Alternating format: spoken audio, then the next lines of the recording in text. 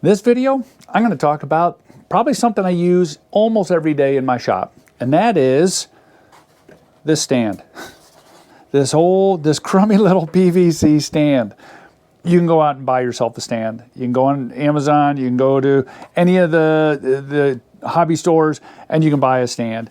You know, anywhere from $30 to $300, you know, for the fancy cool wood ones. I have a couple stands. I like one in my truck. So when I go to the field on my larger planes like this that I have to assemble, it's a lot nicer to be able to flip it upside down and screw the wing on and go through that versus scratching it up, trying to leave it on a table or something. So I have a stand that I always bring with me. So these are cheap, easy to build, and pretty much bomb-proof if you make them right. So I'm going to go through that process, building this thing. It's going to be a quick video. Again, it's not rocket surgery. It's just PVC. So stick around. All right, so you want to build your stand. Obviously, it's made of PVC. I go with 1/2-inch PVC pipe. Get the cheapest stuff you can. Usually comes in 10-foot lengths. Keep that in mind when you got to bring it home. How are you going to bring it home?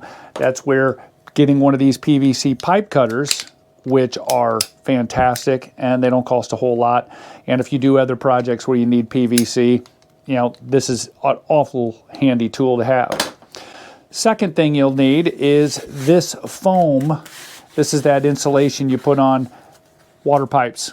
It's cheap stuff, comes in a bag, easy to cut, not a big deal. The tricky part, or the more expensive part that you're going to run into, are these special fittings. You can get them at the hardware store sometimes. I find that I can go on to Amazon and find these, no problem.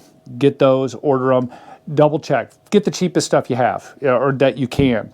I recommend all of that. I think I got some of these at the hardware store and some at on Amazon.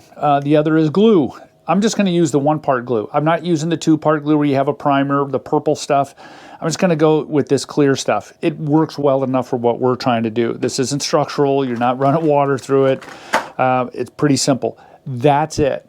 Okay, those are all the pieces and parts you need. Depending on what you're doing, this is it. You might need a zip tie or two to hold things together. You can get all fancy, however you want. But this is all you need to start the project.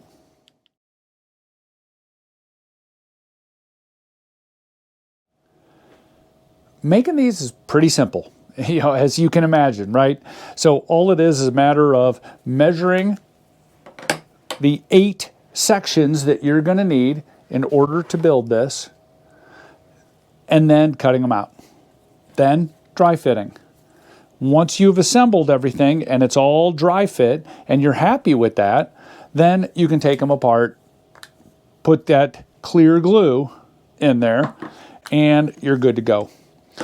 Again, I would highly recommend, getting one of these guys because they're fantastic cutters and a lot easier to deal with than trying to saw it with a hacksaw or some other kind of saw.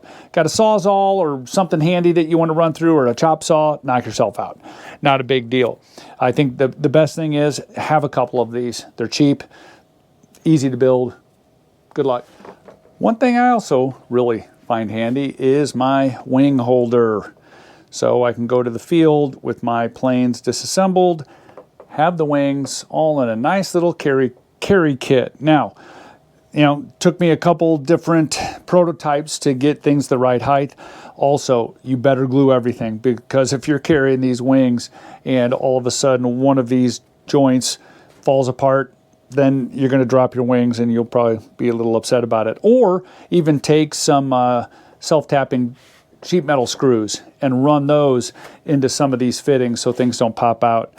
Some of these, like the foam, is just loose fit. But anyway, just another example of some of the cool stuff you can do. A friend of mine, Jim, built one of these. I copied it from him.